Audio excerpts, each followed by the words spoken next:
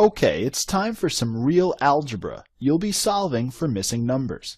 But first, try using the number line to evaluate these two expressions, 3 plus -6 and 1 minus -4, or click over here if you'd like to review. Exactly, adding a negative is the same as subtracting a positive. So 3 plus -6 is the same as 3 minus 6, or -3. And subtracting a negative is the same as adding a positive. So 1 minus -4 equals 1 plus 4, or 5. Now suppose I tell you that 2 plus some number equals 5, but I don't tell you what that number is. Can you figure it out? Right, if you're starting at 2 on the number line, then to get to 5 you had to add 3. So this mystery number is 3. If you tried any other number, then this equation would not be correct. So try another example. 4 minus some number equals -2. Instead of question marks, you'll usually see unknown numbers, also called variables, as letters. So let's call it x. Can you solve this equation for x? What must x be equal to so this equation is true? Excellent! If you start at 4 and you want to get to -2, you need to subtract 6. So x must be equal to 6. Try a few more examples and solve for these variables. According to these equations, what are the values of a, p, and y? Excellent work! Here are the answers you found. So for your final challenge, here's an algebra problem that's written out in words, also known as a word problem. Say you're running a 10-mile race. After you run for a while, you see a sign that says you have 3 miles to go until the finish line. How many miles have you run so far? Nicely done! There were a few ways you could have solved this, like subtracting 3 from 10 to get an answer of 7 miles. Another way to get the answer is to draw a sketch of the race, and let's say the sign is over here. Then this portion has a length of 3 miles. We're trying to figure out how long this portion of the race is, how much you ran so far. Let's call it x. Then x plus 3 is the total length of the race, or 10. And solving this equation for x, you again get the correct answer of 7 miles. Before we start evaluating anything, here's the number line, and try using it to solve for x in this equation. 5 minus x equals -3. And to review solving for variables like x, click down here. Nicely done! So x equals 8 because 5 minus 8 equals -3. Now suppose I tell you what the variable equals. In this case, I'm telling you that x equals 4. So if that's true, then try evaluating these algebraic expressions, which are expressions with variables in them.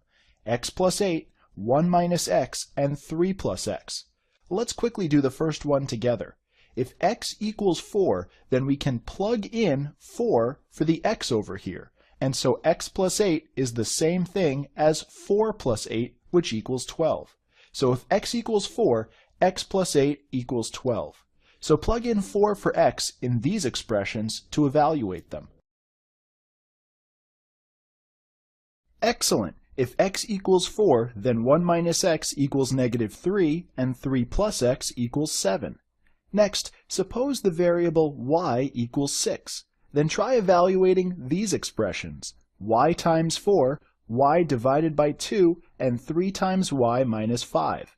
Remember that order of operations says to evaluate the multiplication here before the subtraction.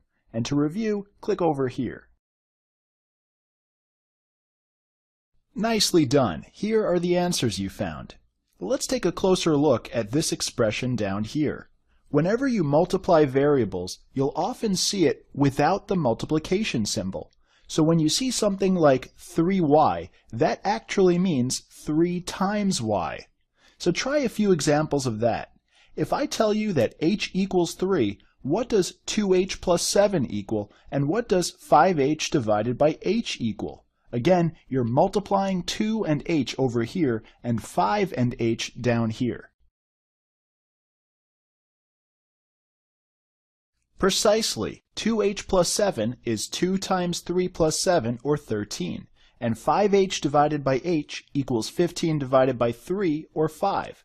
And you might have noticed that you can cancel out the common factor h in the numerator and denominator here. That's another way to get the correct answer of 5. Next, suppose the variable k equals 2. Then try evaluating these expressions, 5 raised to the k power and k raised to the 4th power, or click here to review powers.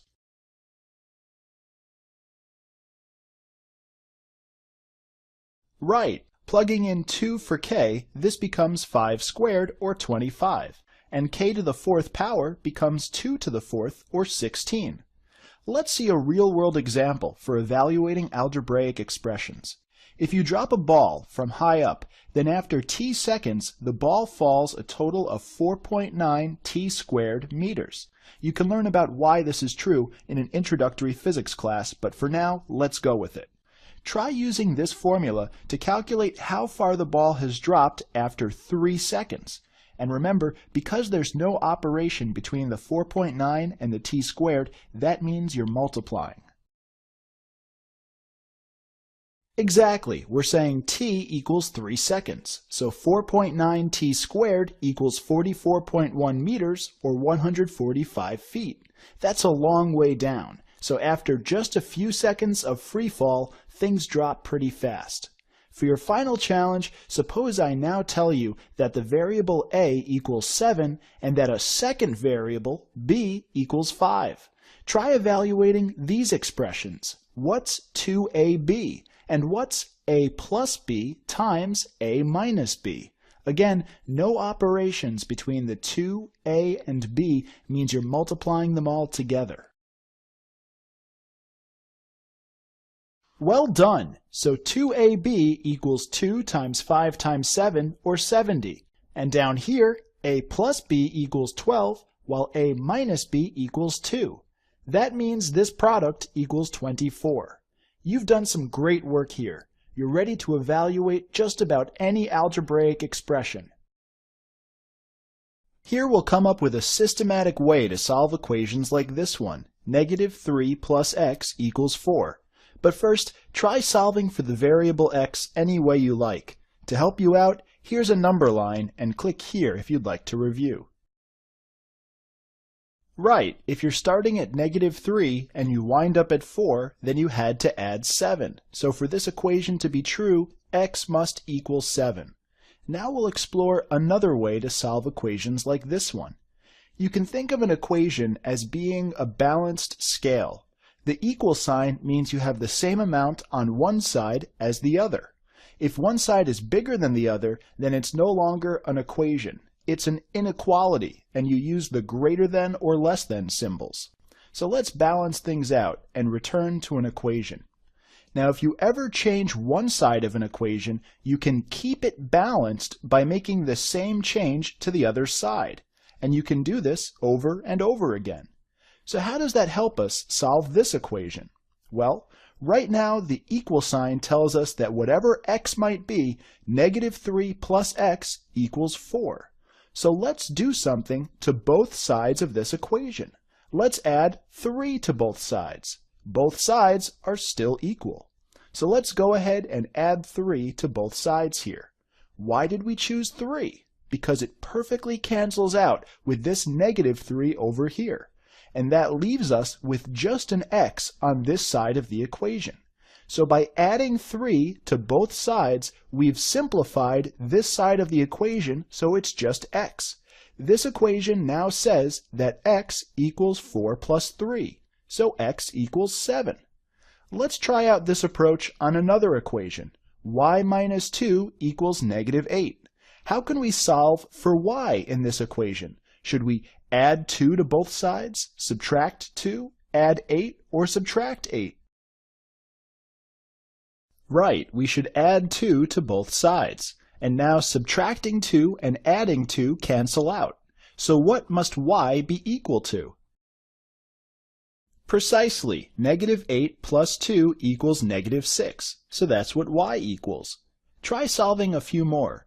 If 5 plus h equals 9 and k minus 4 equals negative 1, solve for h and k by adding or subtracting numbers to both sides of these equations.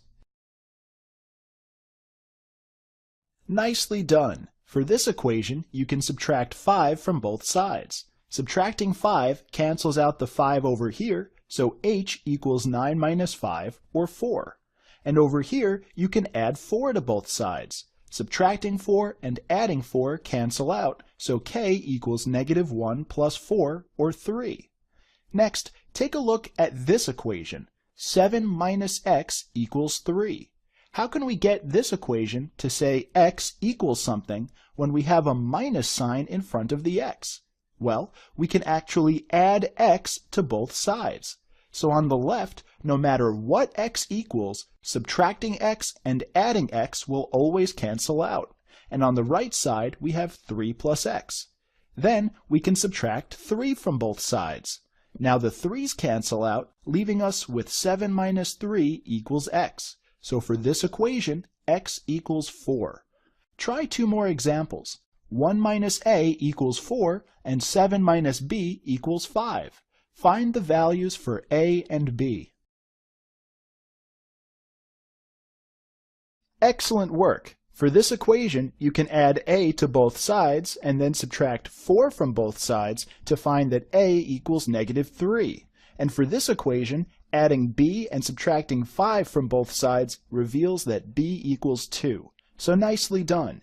In later lessons, you'll use this idea of balancing an equation and doing the same thing to both sides to solve more complicated equations, like this one.